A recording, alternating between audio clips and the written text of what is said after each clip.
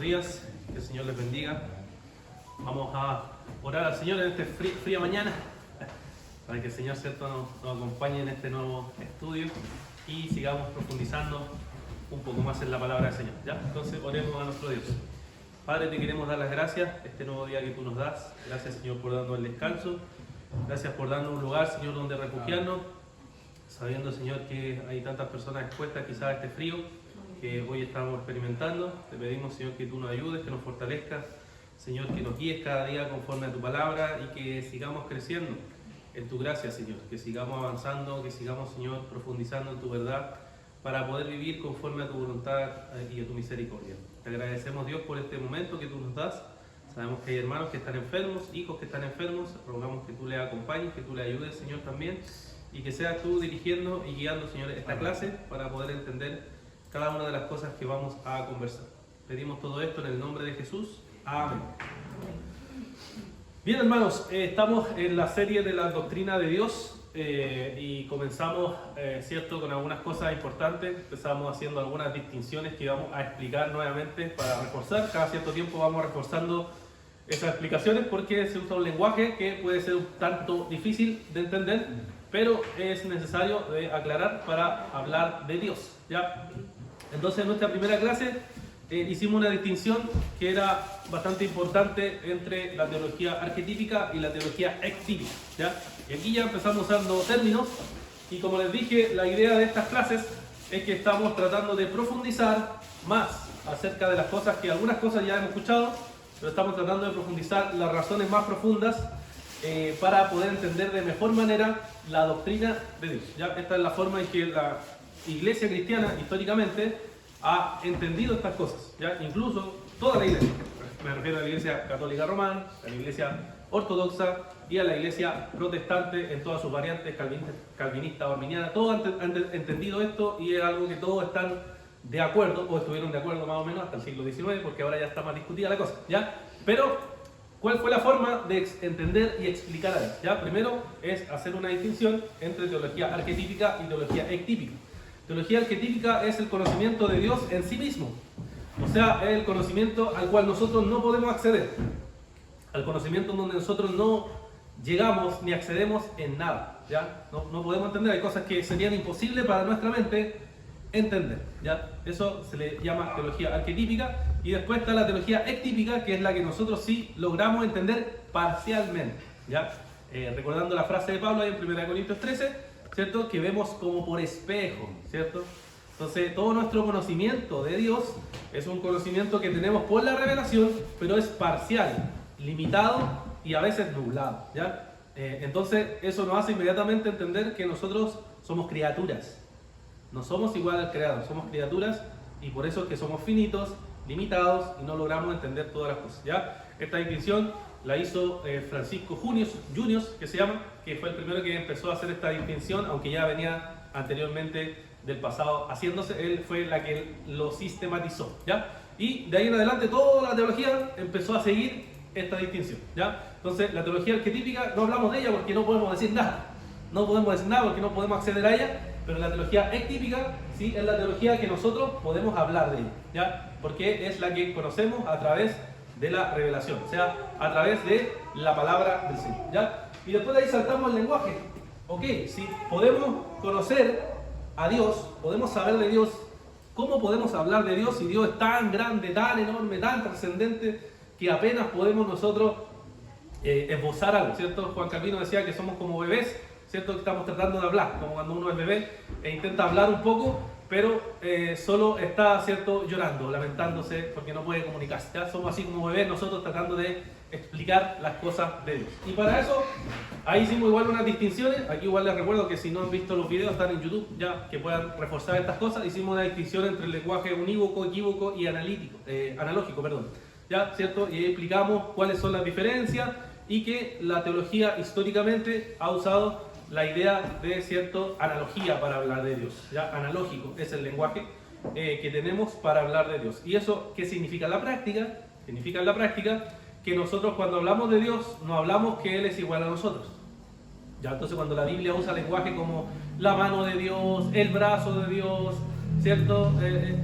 Dios se acordó de algo, Eso es un lenguaje analógico, simplemente. No es que Dios literalmente le pase eso, porque Dios, ya, obviamente no es igual a nosotros. No tiene brazos, no tiene cuerpo. También lo vimos con el tema de las pasiones que se conoce, ¿cierto? Cuando Dios se airó o cuando Dios, ¿cierto?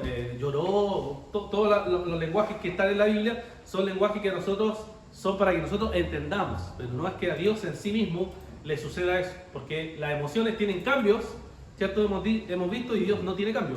Dios es siempre. Dios no varía, ¿ya? Y eso explicamos un poquito esa vez cuando vimos el tema del lenguaje analógico.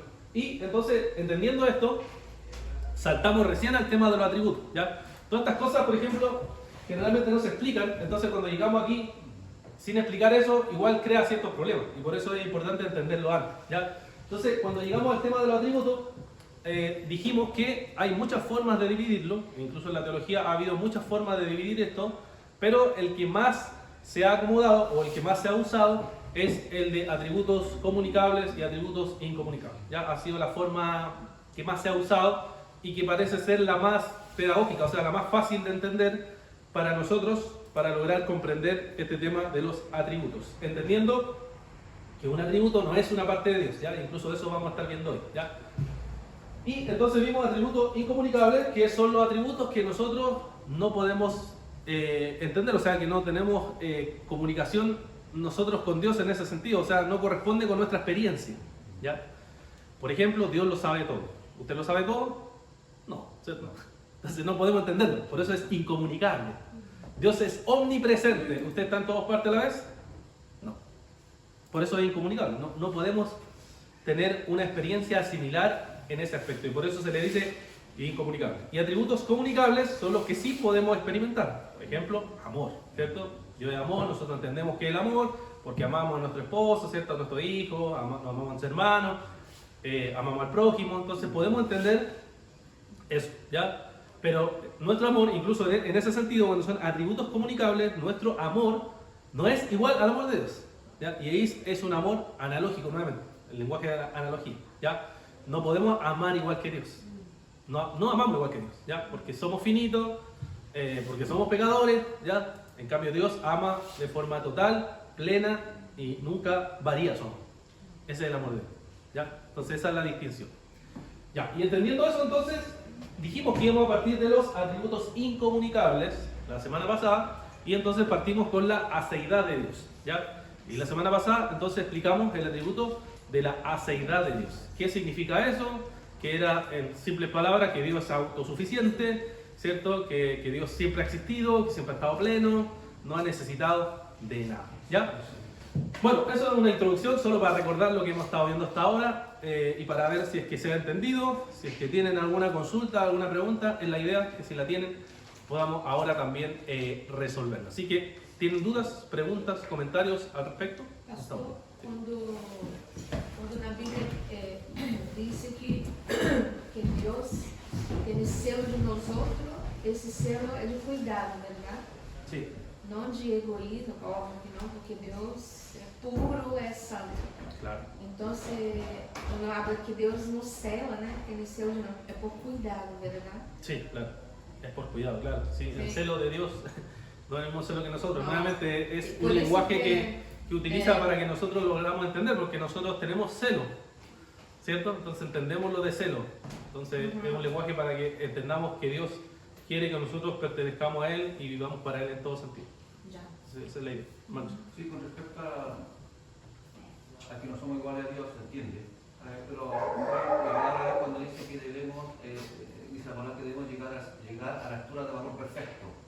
¿A qué se refiere ahí con a la altura del varón perfecto? ¿A qué grado de perfección apunta justamente ese pasaje? Claro, porque podríamos decir que nosotros debemos llegar a esa altura, a la altura del varón perfecto. Claro, yo estaba pensando en Efesios 4, si no me equivoco. Claro, está poniendo el ejemplo de Jesús. Sí. Entonces dice que nosotros como cristianos tenemos que tener el estándar de Cristo. Cristo es el varón perfecto, el perfecto, y por tanto nuestra aspiración debe ser como Cristo. Esa es como la idea, buscar ser como Cristo. Entonces esa es como la idea del pasaje, que nosotros tenemos que aspirar a ser equivalente a Cristo en las características. Ahora, ¿lo logramos hacer de forma perfecta en este mundo? No creo, pero no es una excusa para decir no importa, porque nunca va a llegar, entonces no hago nada. No, al contrario es, si Dios nos puso el estándar, entonces yo tengo que esforzarme por llegar a ese estándar que el Señor estableció. Pero es un estándar para que nosotros veamos también nuestra incapacidad, porque nos vamos a dar cuenta en el camino que nunca podemos llegar a estar de forma perfecta en Cristo y por eso necesitamos arrepentirnos y ir a la gracia. Es digamos un intercambio constante de eso. ¿Alguna otra consulta, pregunta o comentario? No. Bien, voy a borrar entonces, será un resumen.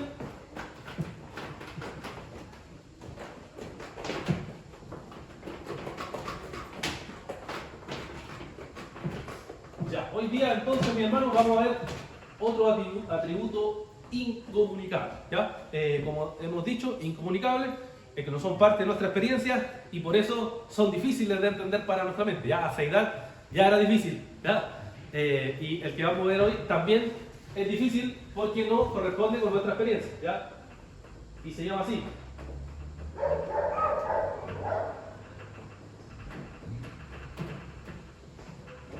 Simplicidad.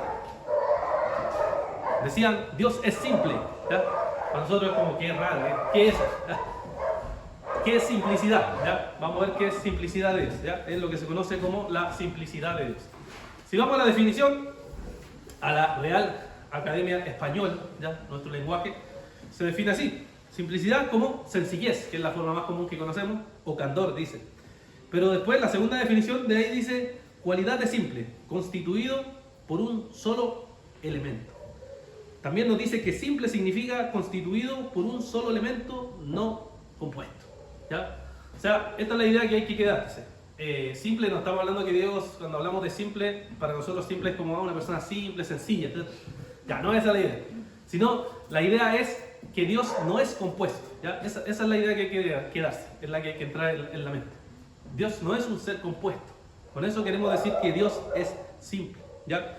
Esto fue algo que los reformadores siguieron de la teología de los padres de la iglesia, la teología medieval, y después cuando llegó la reforma, y esa es una idea mala que tenemos a veces de la reforma, que la reforma no quebró con todas las cosas, ¿ya? Quebró con lo que iba contra la Biblia, pero mantuvo las cosas que la iglesia había entendido bien. Por ejemplo, la Trinidad, que lo vimos cuando vimos los concilios ecuménicos, ¿cierto? La Trinidad, la naturaleza de Cristo, y todas esas cosas para ellos era asumido, está bien, es correcto. Y por tanto, seguían con eso. Entonces, cuando se trató de la simplicidad, lo mismo. Ellos siguieron con la misma idea, mantuvieron que Dios es simple, o sea, que Dios no es un ser compuesto, no está compuesto. ¿Ya? Y aquí les leo una definición de Herman Bavinck, que es uno de los teólogos reformados bien citado, se cayó en la hoja, bien citado y conocido hoy en día. Falta um.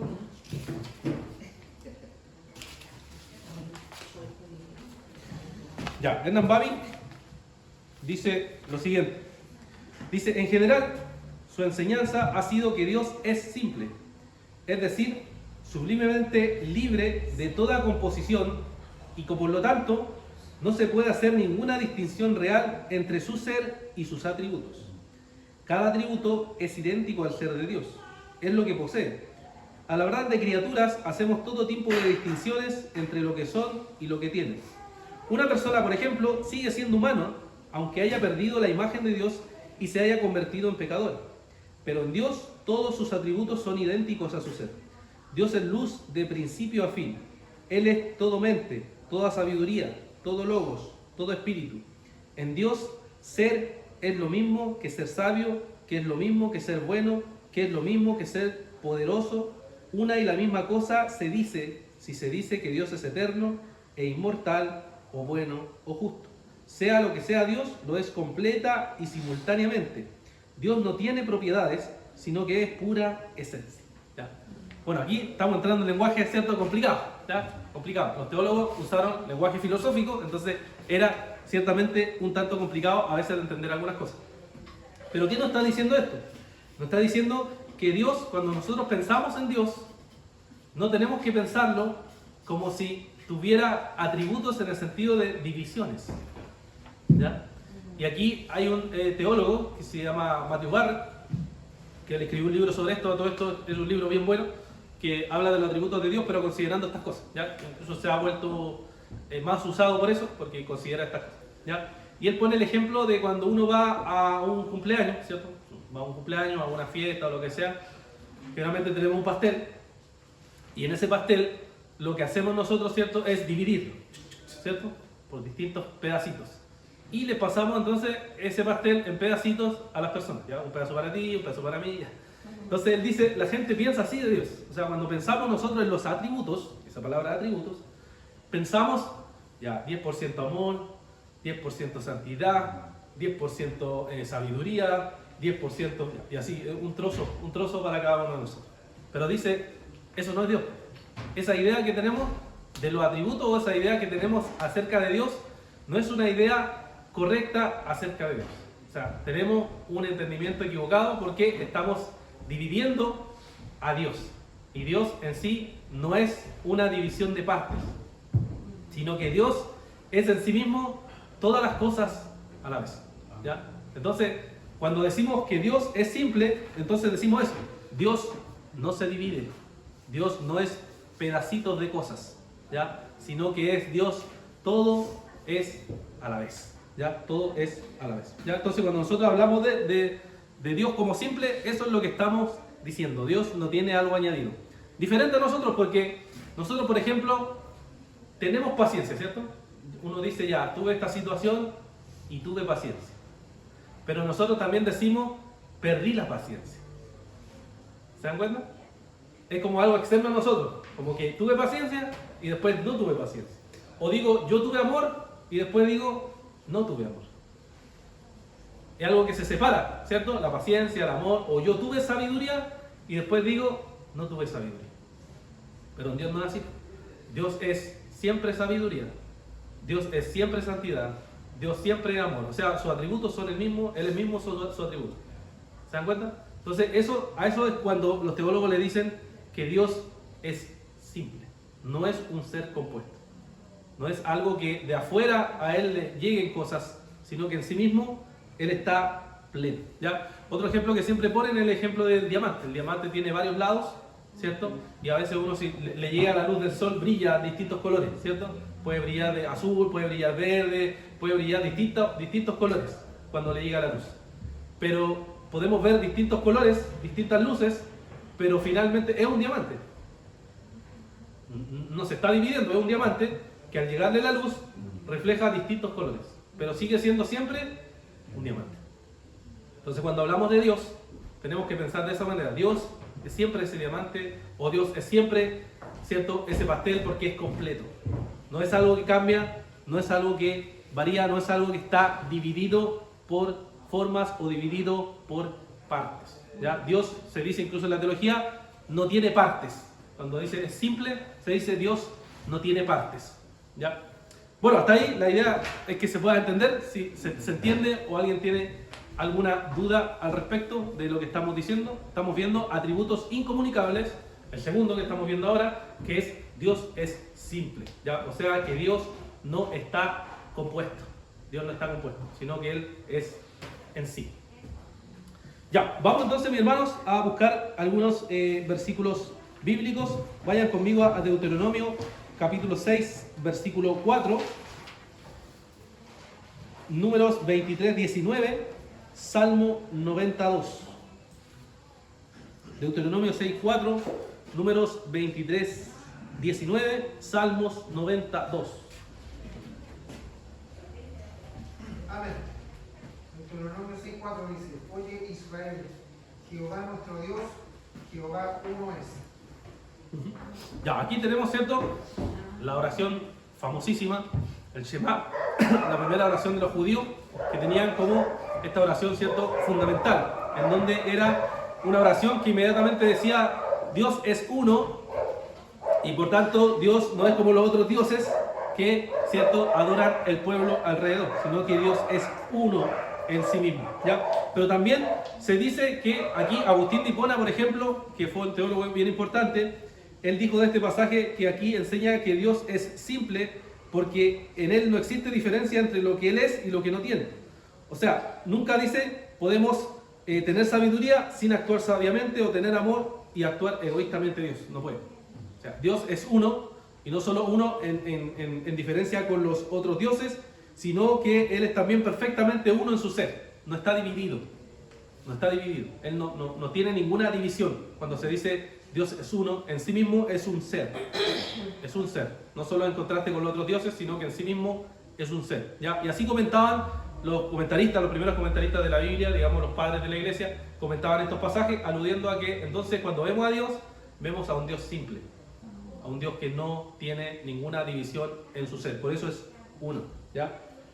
Salmo 92. Ya, Salmo 92, ¿ya? Antes que los montes fueran engendrados y nacieron la tierra y el mundo desde la eternidad y hasta la eternidad, tú eres Dios. Ya, ¿cierto? Aquí tenemos un pasaje que se usa para la eternidad de Dios, pero también se usa para decir que Dios es simple. ¿En qué sentido? En que antes que existieran todas las cosas, Dios en sí mismo estaba pleno y completo. En sí mismo Dios era simple, no tenía ninguna división.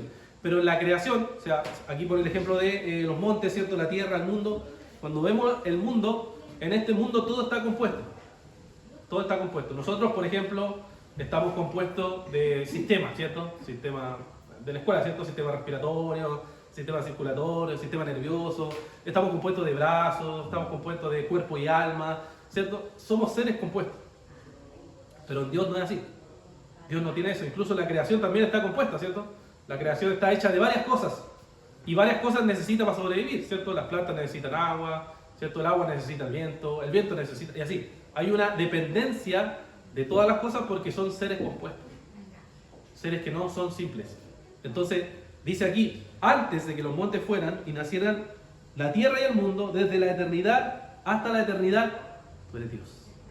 O sea, en Él no ha habido nada que lo haga variar, nada que lo haga cambiar, nada que lo haga dividirse en ningún sentido. Por eso Dios. Ese es el Dios que vemos en la Biblia, un Dios simple.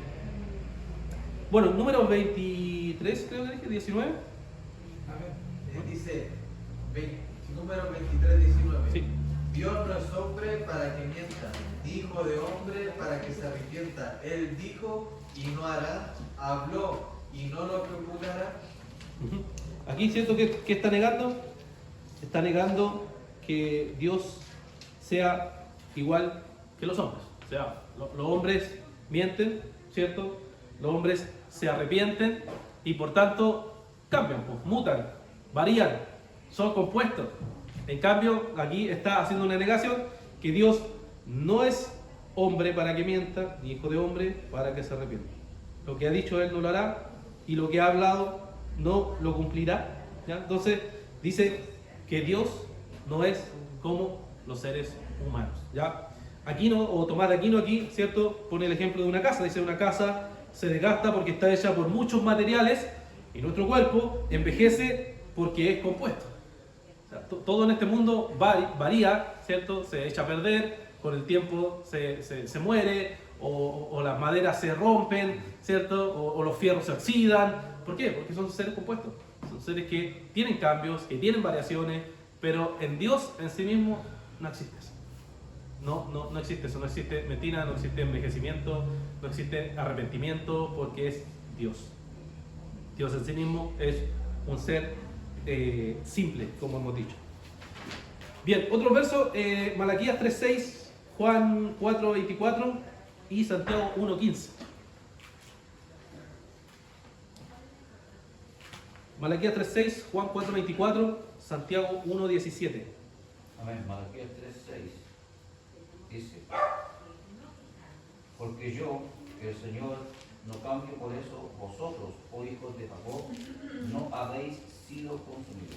Ya, ¿cierto? Este versículo se usa para la inmutabilidad de Dios, pero también se usa para decir que Dios es simple. ¿Por qué? Porque aquí este versículo nos dice que Dios no cambia. Cuando hay cambio, y esto hay que pensar, cuando hay cambio, quiere decir que una cosa mejora o disminuye. Cuando hay cambio, ¿cierto? Por ejemplo, los cambios de humor que tenemos nosotros como seres humanos. Puedo haber despertado con un buen humor, pero durante el día cambio de humor, ¿cierto? Y me enojo. O sea, algo cambió, algo varió en mí. O puedo haber despertado con mal humor y después durante el día, ¿cierto? Tengo un buen humor. Algo cambió. Pero en Dios no hay esa variedad. Y como no hay ese cambio, entonces es porque Dios es simple, siempre mantiene es como que siempre está estable para pensar, ¿cierto? Dios siempre es así. Y por eso aquí dice que por eso los hijos de Jacob no han sido consumidos, porque los hijos de Jacob, o sea, el pueblo de Israel, es un pueblo que, si vemos la historia, cambió no una vez, cambió un montón de veces. O sea, una vez adoraba a Dios y otra vez no adoraba a Dios. Una vez no adoraba a Dios y otra vez adoraba a Dios. Y así, toda la historia de Israel es ese constante cambio a través de la vida del pueblo de Israel, y va cambiando una tras vez, una otra vez, ¿ya? Y lo mismo nosotros cambiamos una vez tras vez, en cambio Dios no cambia. Juan 4:24 y Santiago 1:17. Tengo Santiago 1:17. Ya. Toda buena dádiva y todo don perfecto desciende de lo alto, del Padre de las luces, en el cual no hay mudanza ni sombra de variación. Ya, ¿cierto? Hay que fijarse en la última frase, que después de decirnos que el Padre de las luces, nos dice que en Él no hay cambio ni sombra de variación. O sea, en Él no hay ninguna variación, ningún cambio. Nada. Por eso dice que es el Padre de las luces. En Él no existe variación, no existe cambio ninguno, ¿ya? Y bueno, Juan 4:24, que es bien conocido, hablando con, ¿cierto?, la mujer samaritana. ¿Sí? Dios es espíritu, y los que lo adoran deben adorar en espíritu y en verdad. ¿Cierto? Aquí nos dice que Dios es espíritu, lo cual significa que no es un ser material, y como no es un ser material, no tiene variedad en nada, en ningún cambio. Él es espíritu inmutable, ya por ejemplo, Tomás de Aquino hablaba de que Dios es acto puro, en el sentido de que Él no cambia, ya se mantiene siempre estable en su forma, en su ser, en su existencia, no varía en ningún sentido, ¿ya? Entonces estos eran algunos de los versículos que usaban los teólogos para explicar y decir, si nosotros observamos y vemos en la Biblia qué nos dice sobre Dios, concluimos que Dios entonces es simple, ¿ya? Un último versículo de 1 Juan, que aquí voy a leer, que 1 Juan 1:5, donde dice esto, 1 de Juan, la carta, 1 de Juan 1:5, dice, y este es el mensaje que hemos oído de Él, y les anunciamos, Dios es luz, y en Él no hay ninguna tiniebla. ¿Ya? Fíjense que acá nos dice, ¿cierto?, que el mensaje que ellos anuncian es este, Dios es luz. Y esa es la palabra donde hay que poner ojo, es cuando dice es luz. El es. Dios no es que tiene luz, sino que Dios es luz. Y eso lo cambia. Porque una cosa es tener, y cuando yo tengo algo lo puedo perder o lo puedo obtener. Como decíamos los seres humanos, ¿cierto? Que tenemos paciencia y no tenemos paciencia, ¿ya? Pero en Dios no es así, sino que Dios es luz. Él es luz. Entonces la luz es parte de Él, Él es parte de la luz. Están en sí unidos. Y el otro que bien es conocido también es la misma carta, en 1 de Juan, ahora en el capítulo 4, versículo 8. 1 de Juan Dice, el 4, que 8. no ama no ha conocido a Dios, porque Dios es amor. Ya, ¿cierto? Aquí nuevamente tenemos el lenguaje, ¿cierto?, que nos dice, porque Dios es amor. ¿Ya? 1 de Juan 4, 8.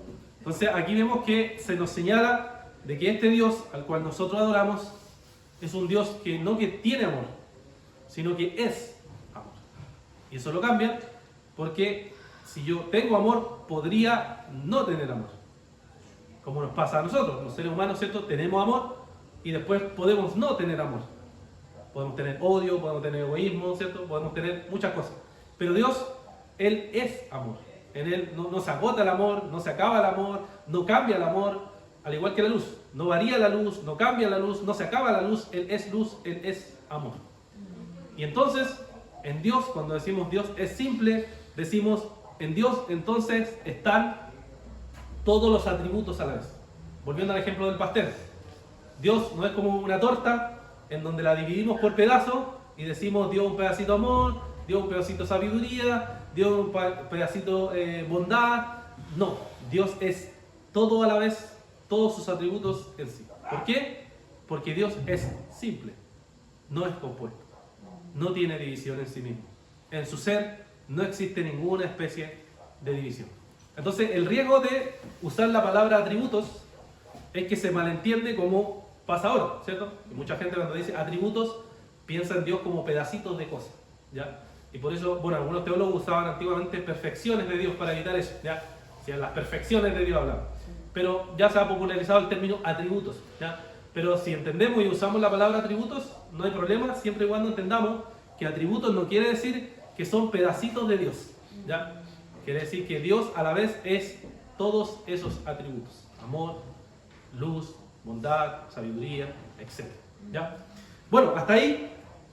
¿Alguna duda, algún comentario, alguna pregunta? Espero que se entienda, porque igual tiene cierto grado de complejidad y por eso, como vimos al principio en la introducción, estos son atributos incomunicables y como no corresponden con nuestra experiencia, nos va a costar lograr como comprender a plenitud, digamos eso, ¿ya? Porque no tenemos forma de comprobarlo con nuestra experiencia, decir, ah, sí, pues, así como yo soy no compuesto, Dios no hay forma, ¿ya? O así como yo lo sé todo, claro, por eso entiendo ahora que Dios lo sabe todo.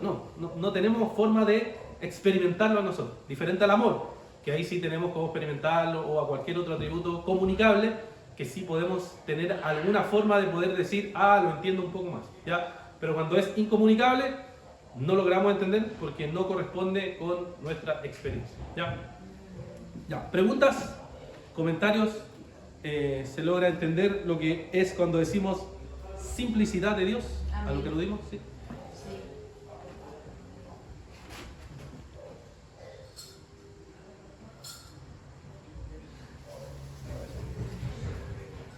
Bien, entonces nos movemos entonces a entender lo siguiente.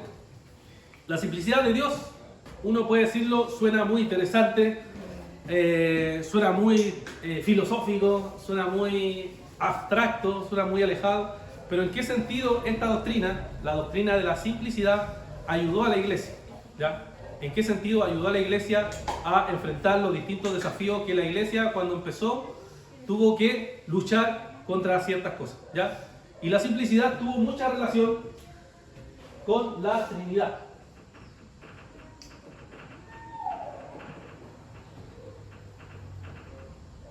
Los teólogos veían que la Trinidad, ¿cierto?, era una doctrina fundamental. Volviendo a clases anteriores, ¿cierto?, vimos que la Trinidad se fue construyendo y se fue reflexionando en ella en el concilio de Nicea, ¿cierto?, que fue uno de los primeros concilios, y después ya llegó a su plenitud casi en el concilio de Calcedonio, ¿cierto?, que fueron esos concilios. Si no han visto esas clases, están también en YouTube, en donde, ¿cierto?, vimos cada uno de los concilios ecuménicos y cómo se fue desarrollando la teología, ¿ya?, a través de los siglos, ¿ya? Entonces, cuando llegamos al tema de la Trinidad, la simplicidad ayudó mucho a poder combatir las herejías, a combatir cuando se le oponía a la iglesia a las personas y decía, bueno, la Trinidad es una enseñanza que no tiene sentido, una enseñanza que no logro comprender. Entonces, ¿cómo podemos defender la Trinidad usando la simplicidad? ¿Ya? Y eso es lo que hicieron los padres de la iglesia, ¿ya? La primera objeción fue el triteísmo, ¿ya?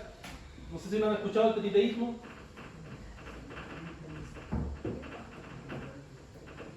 Hasta el día de hoy se usa el triteísmo. Bueno, dado que feo, ¿ya? El triteísmo es la idea de que Dios son tres dioses, ¿ya? Los dioses que adoramos los cristianos, dicen las personas, son tres dioses, ¿ya? ¿Y por qué dicen eso? ¿Ya? Porque ellos razonan, y obviamente el tema de la Trinidad, obviamente uno lo razona y piensa y dice, oye, estas cosas igual es como rara, ¿ya? Porque los cristianos, ¿cierto?, afirmamos esto, y esto es lo que decían los triteístas, o sea que en verdad ustedes creen en tres dioses, no creen en un dios, sino que creen en tres dioses. El razonamiento de ellos era así, ¿ya? Era, el Padre es plenamente Dios, el Hijo es plenamente Dios, y el Espíritu Santo es plenamente Dios, ¿cierto? Uno decía, ¿es eso correcto? Ellos decían, y uno decía, sí, es correcto, ya. Entonces, estas personas son tres personas distintas, ¿cierto? Sí, son tres personas distintas. Entonces ellos decían, entonces como conclusión, entonces yo puedo decir que son tres dioses. Si son tres seres, y esos tres seres son tres seres distintos, la conclusión es decir, hay tres dioses. ¿Se dan cuenta? Es lógico. Yo no encuentro problema al razonamiento, tiene sentido. La respuesta es ¿cómo responde usted a eso? Por ejemplo, hoy en día, si alguien le pone esa objeción a usted, ¿cómo responde que no es correcto llegar a la conclusión de que son tres dioses? Yo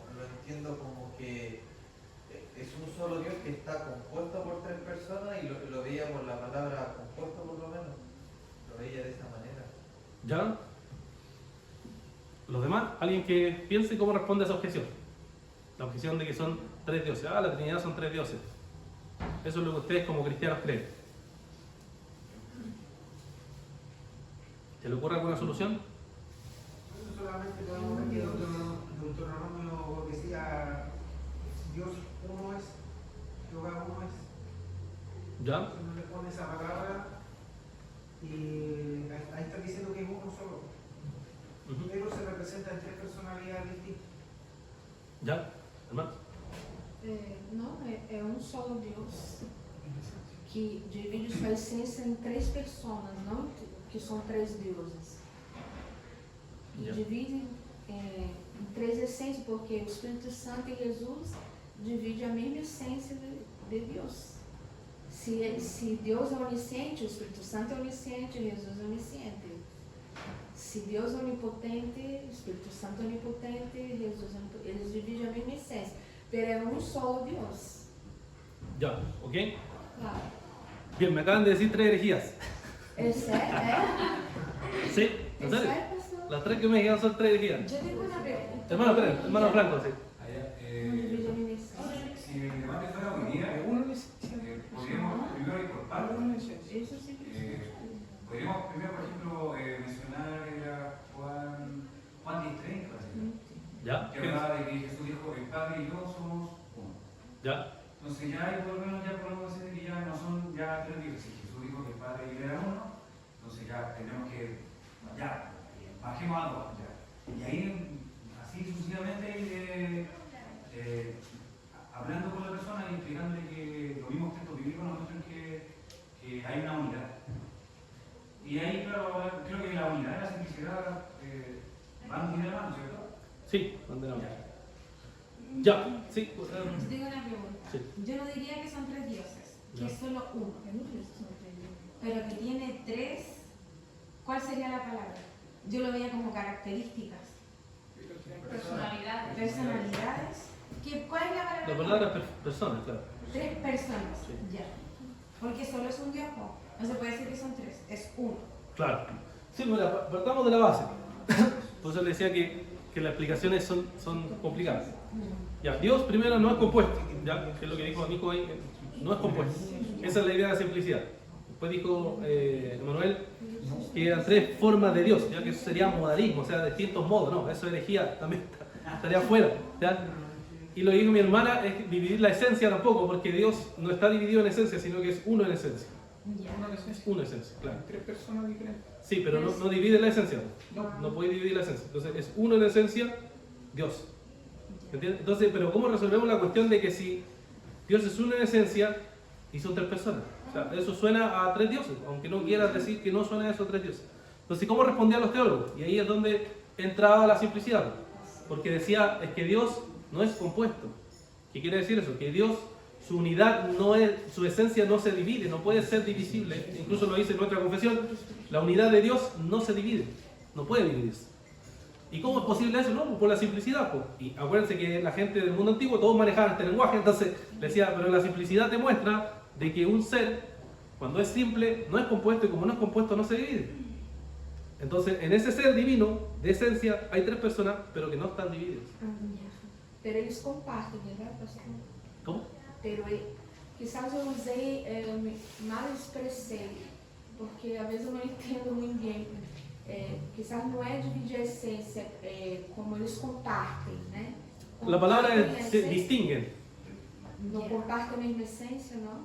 Ah, sí, pues comparten la misma esencia, sí, Eso. claro. Ah, claro, sí. Nesse sentido, às vezes há confusão da essência, eu penso que é compartilhamismo. Entendeu? Ah, ya, claro, sí, claro. Essência significa que é uma coisa que é solo de Deus, é isso? La esencia divina, sí, pues, la esencia divina es solo de Dios. Y en ese Dios hay tres personas, pero no se dividen, Já. solo se distinguen. Aham. Se distingue el Padre, el Hijo y el Espíritu Santo, pero no es que estén divididos. ¿Por qué? Porque Dios es simple. O sea, Dios no es un ser compuesto. Si no fuera simple tendría sentido eso, porque diríamos, claro, se dividen porque es un ser compuesto. Eu me expressei mal, pero eu não creio dessa maneira. Ah, ya, sí. Eu sei Sí, que no hay problema, sí. Compartem, então se a palavra é Claro, claro. perdão. Entonces, ellos discutían el asunto y decían, bueno, entonces podemos decir que Dios entonces no se divide, y como no se divide, podemos fácilmente decir que en la esencia de Dios hay tres personas. ¿Ya? Y para eso usaban la simplicidad, o sea, decir es simple, Dios no está compuesto, y como no está compuesto, no hay problema, ellos podían como lograr entender eso. ¿Ya? Hermana Nadie. Que hay un versículo que da testimonio de eso que dice, porque tres son los que dan testimonio en el cielo, el Padre, el Verbo y el Espíritu Santo, y estos tres son uno. Claro, primera de Juan, ¿cierto? Primera de Juan. Sí, primera de Juan, ¿cierto? Ahí nos da, ese versículo nos dice son tres, esos tres son uno en esencia. ¿Ya? Entonces esos tres son uno en esencia. Entonces así era la forma, o una de las formas, en donde los teólogos respondían a esta objeción que era bien popular. O sea, no era una objeción así como superficial, sino que se usó mucho tiempo, y después cuando en el occidente llegaron los musulmanes y aparecieron los musulmanes, una de las objeciones era exactamente esta. Pero son tres dioses, o sea, ustedes creen en tres dioses. Y hasta el día de hoy los judíos, los musulmanes, nos van a decir siempre, ustedes creen en tres dioses, no creen en un dios, ustedes creen en tres dioses. Y nosotros decimos, no creemos en tres dioses, creemos en un Dios que tiene tres personas. ¿Y cómo es posible eso? Porque Dios es simple, que Dios no es un ser compuesto. Como no es un ser compuesto, no se divide. Y pueden convivir las tres personas, son de la misma esencia. Tres personas distintas pero no separadas. Exacto. Por eso se distingue, se puede distinguir, pero cuando yo distingo, no estoy diciendo que se separan. ¿Ya? Sí, porque Cristo vino con un propósito, ¿no es cierto?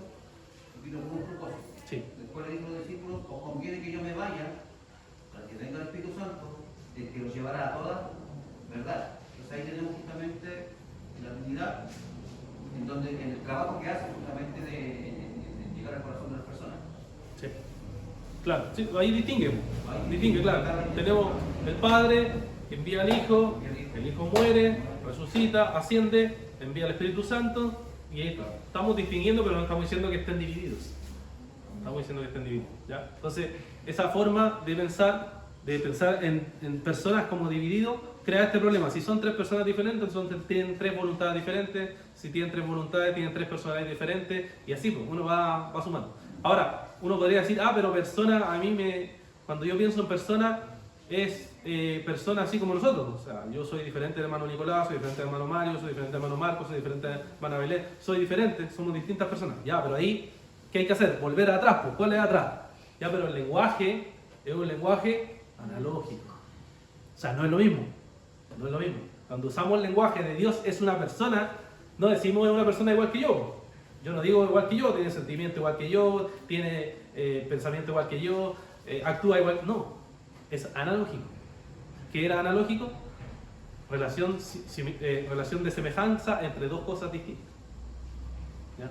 Y por eso, como les dije, al profundizar uno en los conceptos, después logra comprender y explicar mejor estas formas de entender a Dios.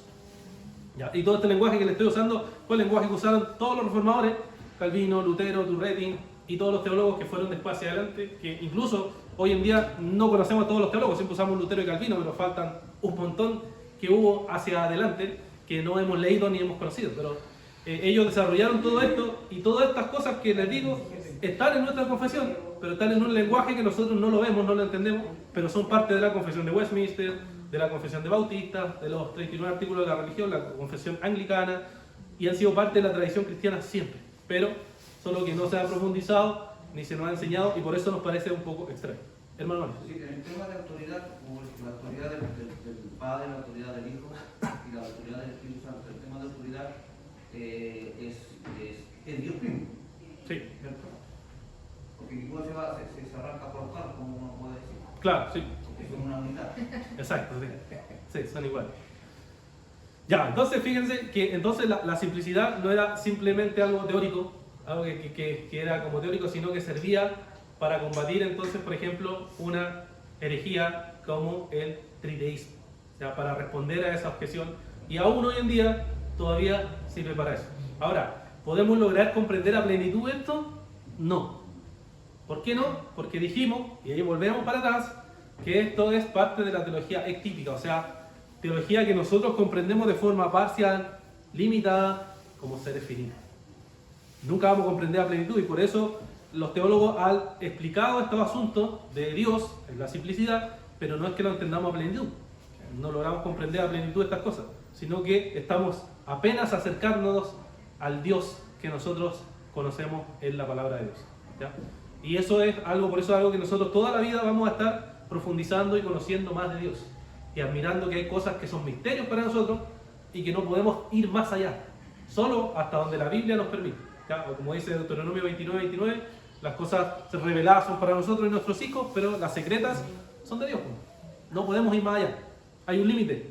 Y nosotros llegamos hasta ese límite y ahí simplemente nos quedamos. ¿Ya? Solo, como decían los teólogos antiguos, tocamos el manto del Señor y hasta ahí llegamos. No podemos ir más allá de lo que Dios nos ha dicho en su palabra. Consulta está la analogía del hielo también, que Dios es el hielo, Ya, el sí. Hijo del agua y el Espíritu Santo el vapor. Sí, o sea, analogía ha existido siempre. Está el del trébol, está el del huevo. Las polleras. Sí, las polleras. Hay mucha analogía, pero siempre todo teólogo reconoce esto, que no hay ninguna analogía perfecta. O sea, a toda analogía uno le podría poner objeciones porque estamos tratando de explicar un ser infinito. Entonces, la analogía partimos de las cosas materiales para entenderla, pero no podemos lograr entender en forma plena. ¿Ya? Pero son intentos para explicarnos nosotros. Dentro de nuestra limitación. Correcto, claro. Sí. Para que entendemos más o menos, porque por fe no. Ujú. Sí, o sea, por fe, pero igual usamos el razonamiento, como hemos visto ahora, los teólogos usaron la lógica, el razonamiento, pero siempre entendiendo que viendo la lógica, el razonamiento, la escritura, y llegamos a un límite. Y cuando llegamos a ese límite ya no hay más. ¿Cómo vamos más allá? No, eso ya partiría a la teología arquetípica, o sea, la teología a la cual no accedemos, los misterios de Dios que no accedemos y que no conocemos. La teología protestante tiende más a razonar ciertas cosas, pero por ejemplo las otras tradiciones cristianas, por ejemplo la tradición católica romana o la ortodoxa, si uno va o trata de razonar con ellos en algunas cosas, ellos son muchos del misterio. ¿Ya? Dicen, no, es un misterio. Y esto no es un misterio. Entonces no tratan de darle tanta explicación. Y por eso a veces a los protestantes se nos dice que somos más racionales o más racionalistas en algunas cosas. ¿Ya? Porque tratamos de explicar, en cambio ahí queda más en el misterio en algunas cosas, ¿no? Hasta ahí no me llego y no puedo acceder. ¿Ya? Una pregunta, a lo mejor, quizás de ahí la ha hecho. No, quizás que no la veamos. Si una persona no tiene este conocimiento, porque justamente me llamó la atención de que los hermanos que contestaron delante, usted les dijo que la gente es una herejía, ¿cierto? Sí. Apuntando a eso, en caso de que un hermano en particular, ¿cierto?, no supiera este tipo de conocimiento, muere, ¿qué sucede con él en ese sentido? Al no tener este conocimiento, porque pudo haber pensado que lo que creía era correcto, lo predicó, hasta lo enseñó y obviamente enseñó una herejía toda su vida. ¿Qué sucede ahí? A lo mejor me estoy saliendo del tema. O sea, un poquito, pero está dispuesto. Lo que pasa es que la salvación es por fe en gracia en el Señor Jesucristo, y así uno es salvo. Eso es todo. Si uno cree en Jesús y se arrepintió de sus pecados y conoce a Jesús, es salvo. La salvación no es por conocimiento. No depende del conocimiento que uno tenga, depende de conocer a Jesús, es la cosa más esencial, ¿cierto? Ser pecador, la gracia de Dios y eso. Y ahí uno es salvo. Entonces, si esa persona se muere, se va con el Señor, porque creyó en el Señor Jesús y listo. Ahora, diferente es si yo estudio todas estas cosas, las conozco y aún sabiendo que es una herejía, la enseño. Claro, ahí la Biblia advierte que hay mayor condenación, entre más conocimiento, más juicio para uno. Entonces las personas, por eso la Biblia habla que los maestros tienen más condenación porque conocen todas estas cosas, y si ellos intencionalmente distorsionan algo o enseñan algo porque, no sé, por diversas razones, claro, ahí va el juicio, ¿me entiendes? Pero la persona que creyó en Jesús es salva. La persona que es ignorante en un tema es salva. En ciertas cosas sí, el que es ignorante en ciertas cosas teológicas como esta. Claro, sí. Porque no se hace por maldad, ¿cierto? O sea, se hace por ignorancia. Se hace por ignorancia, porque no sabe. Tiene que explicar. Parece que tengo una pregunta, sí. Dios también es Espíritu Santo, es Jesús, es Dios el Padre. En una situación particular, O sea, los tres son uno solo. ¿Pueden actuar ellos de manera independiente o siempre cuando actúan frente a alguna situación actúan los tres juntos? O sea, siempre actúan los tres juntos en esencia. Ya. Porque cualquier cosa, por ejemplo, cuando dice la Biblia que el Espíritu Santo actuó, ahí están actuando los tres. Pues. Cuando dice que Jesús hizo algo, está actuando Jesús. Está actuando Jesús, están actuando los tres. Ellos no pueden actuar. Están unidos, pues, están unidos en esencia. ¿Me entiendes? ¿Hermano Frank? Sí, hablando sobre el no considerar la simplicidad como doctrina, puede llevar a malas prácticas como, por ejemplo, el presentar a un Dios que es puro amor. Sí, pues. O sea, yo diría que en la práctica eso es lo que pasa generalmente cuando la gente enfatiza un solo atributo. Hay iglesias donde se enfatiza que Dios es solo amor, ¿cierto? Dicen Dios es solo amor y uno dice sí, pero también es fuego consumidor. Y como que sí, pero es más amor que fuego consumidor. No, pero más fuego consumidor. Y se crea como, por decirlo así, la discusión. Pero en verdad es una discusión que no tiene sentido porque si Dios es simple, todos los atributos en sí están en Él. No hay una variación, no hay un cambio de atributo. Entonces, decir esa discusión, poner que Dios es solo amor, o otros que dicen Dios es santo, santo, santo, es solamente santo, entonces es como igual atribuir a Él una distinción que nada que ver. Pues si Dios es simple, Dios es todas esas cosas a la vez. No tienes que hacer como poner un atributo por sobre otro. No tiene sentido. Entendiendo la simplicidad, no tiene sentido. Y en ese sentido, la santidad de Dios, entonces también entraría como dentro de todo lo que es la santidad. Porque imaginamos que la Biblia se enfatiza mucho que Dios es santo, santo, santo. Y no sé, por ejemplo, dice que Dios es amor, amor, amor, o ira, ira, ira. Entonces, me llama la atención solamente que tenga como eso, la santidad sea como algo que se menciona mucho en la Biblia. Pero eso que dices tú, la santidad se enfatiza mucho en la Biblia. ¿En base a qué lo dices? Por ejemplo, ¿has comprobado cuántas veces usa la palabra en toda la Biblia? ¿Has analizado qué otro atributo se usa?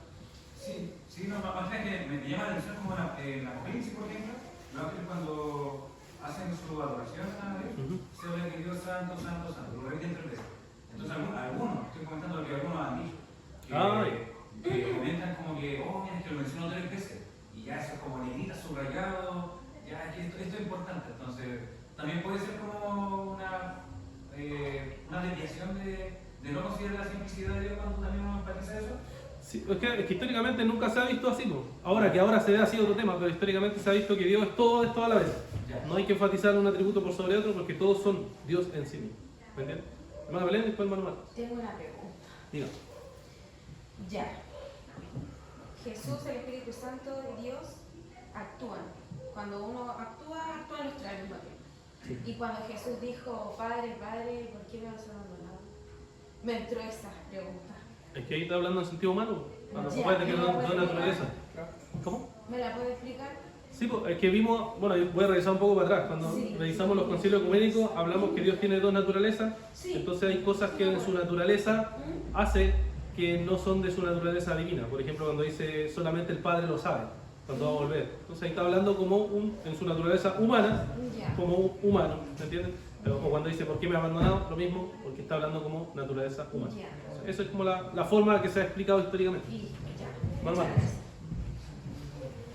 Se entiende que bueno, estos conceptos se fueron desarrollando a medida que fue pasando la historia de la iglesia, pero también podríamos decir por medio de la escritura cuando, por ejemplo, los apóstoles se bautizan en el nombre de Jesús, que ahí hoy en día nosotros podríamos decir que ocuparon la simplicidad de Dios, porque claro, cuando en Mateo capítulo 28 el Señor les menciona que tenían que ir y predicar el Evangelio, bautizar en el nombre del Padre, del Hijo y del Espíritu Santo, pero luego después los apóstoles bautizaron en el nombre de Jesús.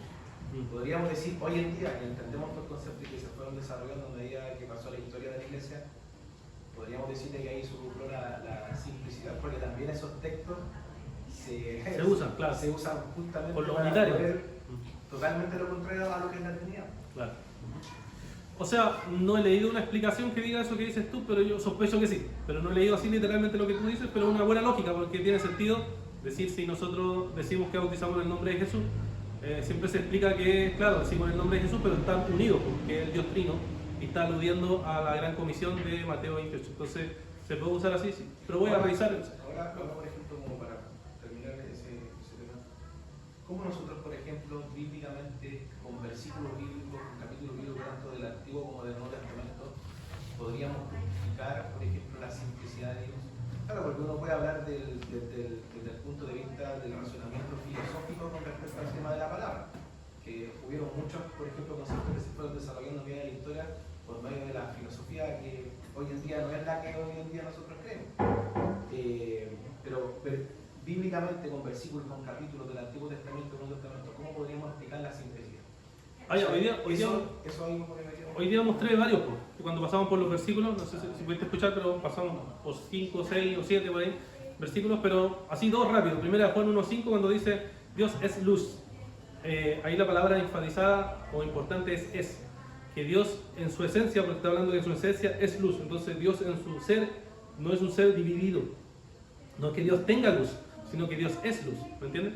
O 1 Juan 4:8, que también lo citamos, cuando dice Dios es amor, que igual lo conocemos. Nuevamente, es importante porque está diciendo que Dios en su esencia tiene amor. Tiene luz, tiene amor. O es luz, es amor. ¿Cachai? Que entonces en Él tiene eso y no es algo que esté afuera de Él o algo que vaya adquiriendo.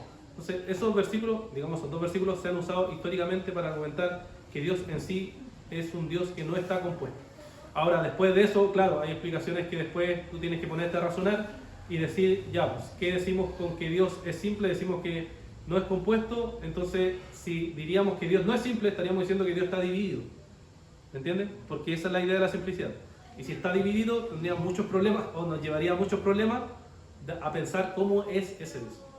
Entonces lo hacen así, versículos bíblicos o teología bíblica y a la vez complementado con el razonamiento o la lógica para pensar el tema de la simplicidad.